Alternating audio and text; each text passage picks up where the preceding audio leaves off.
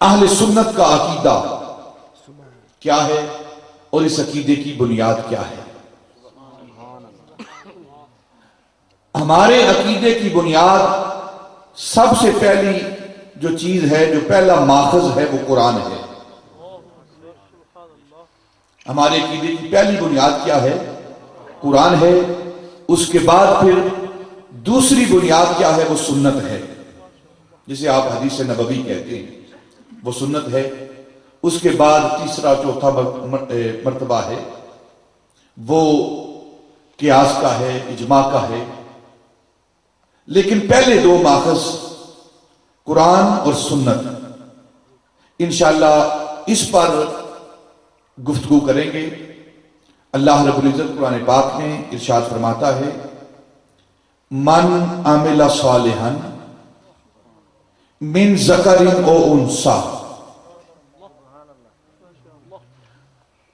وَهُوَ مُؤْمِنٌ فَلَنُحْيِيَنَّهُ حَيَاةً طَيِّبَةً۔ یہ قرآن پاک کی آیت ہے۔ حفاظ یہاں تشریف رکھتے ہیں، ان سے پوچھ لیں۔ اللہ رب العزت قرآن پاک میں ارشاد فرماتے ہیں، جس نے نیک عمل کیا، جس نے آپ بھی نیک عمل کے لیے یہاں بیٹھے ہوئے ہیں، جس نے نیک عمل کیا، من عمل صالحا، جس نے اچھا عمل کیا، نیک عمل کیا، وہ نیک عمل کرنے والا چاہے وہ مذکر ہے یا مؤنث ہے، مرد ہے یا عورت ہے، میل ہے یا فیمیل ہے، جس نے نیک عمل کیا، لیکن شرط کیا ہے؟ شرط یہ ہے کہ وہ نیک عمل کرنے والا، وہ اچھا عمل کرنے والا، وَهُوَ مُؤْمِنٌ،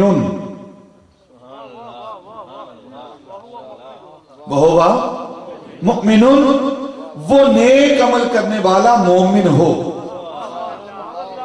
وہ نیک عمل کرنے والا مومن ہو،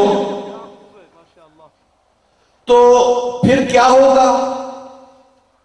اللہ فرما رہا ہے قرآن پاک کے اندر، فَلَنُحْيِيَنَّهُ حَيَاةً طَيِّبَةً۔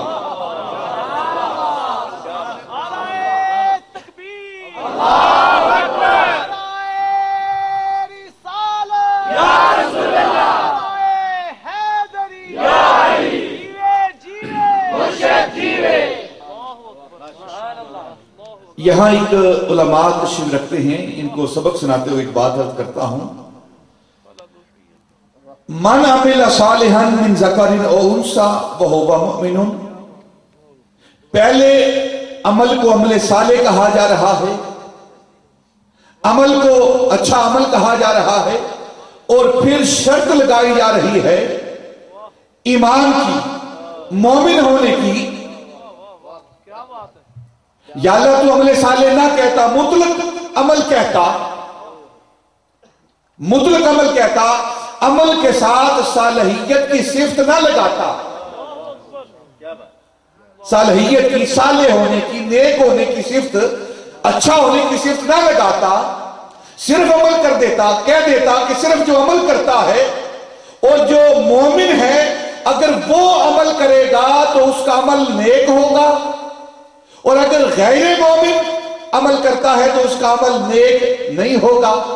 مطلق عمل کا لفظ استعمال کرتا تو عمل کے ساتھ صالح کی صفت، عمل کے ساتھ اچھائی کی صفت، عمل کے ساتھ اچھے ہونے کی صفت جو لگا رہا ہے، اس کا سبب کیا ہے؟ اللہ فرماتا ہے میرے قرآن کو پڑھو، میں نے قرآن تمہیں پڑھنے کے لیے دیا ہے، پڑھ کر سمجھنے کے لیے دیا ہے، سمجھ کر عمل کرنے کے لیے دیا ہے۔ یہ قرآن قسمیں اٹھانے کے لیے نہیں، اور میرے قرآن کا یہ اعجاز ہے، یہ معجزہ ہے کہ جب جب تم اس کے اندر غوطے مارو گے، اس سمندر کے اندر غوطہ زن ہوگے، تمہیں ایک نیا موتی ملے گا، نیا موتی ملے گا۔ تمہارا کام کیا ہے کہ تم میرے اس قرآن کے اندر غور کرو، خوض کرو، اور یہ قرآن بار بار بار بار ہمیں حکم دے رہا ہے कि तुम मेरे कुरान के अंदर गौर क्यों नहीं करते, तदब्बर क्यों नहीं करते, तफक्कर क्यों नहीं करते, कुरान के अंदर गौर व फिक्र क्यों नहीं करते। ये कुरान हमें गौर व फिक्र की दावत देता है। तो अल्लाह फरमा रहा है कि अमल साले करने वाला शर्त यह है कि मोमिन हो। या अल्लाह तो मुतलक अमल कहता, तो अल्लाह फरमाता है कुछ लोग हैं जो अच्छे अमल करते हैं उनके गुमान के मुताबिक, उनके गुमान के मुताबिक, उनके तसव्वुर के मुताबिक, उनके ख्याल के मुताबिक, तो वो अच्छा अमल है। उनके तसव्वुर के मुताबिक तो वो अच्छा अमल है, लेकिन मेरे नजदीक वो अमल साले कब बनेगा। लोग तसव्वुर करें कि हम अच्छा अमल कर रहे हैं, लोग ख्याल करें कि हम नेक काम कर रहे हैं, लोग ये अपने ज़हनों के अंदर बात बिठाएंगे कि हम अमल साले कर रहे हैं। ये उनका गुमान है, उनका तसव्वुर है, उनका वहम है, उनका ख्याल है, ये उनका अपना अमल है। लेकिन मेरे नजदीक वो अमल साले कब बनेगा, जब वो अमल करने वाला मोमिन होगा। जब वो अमल करने वाला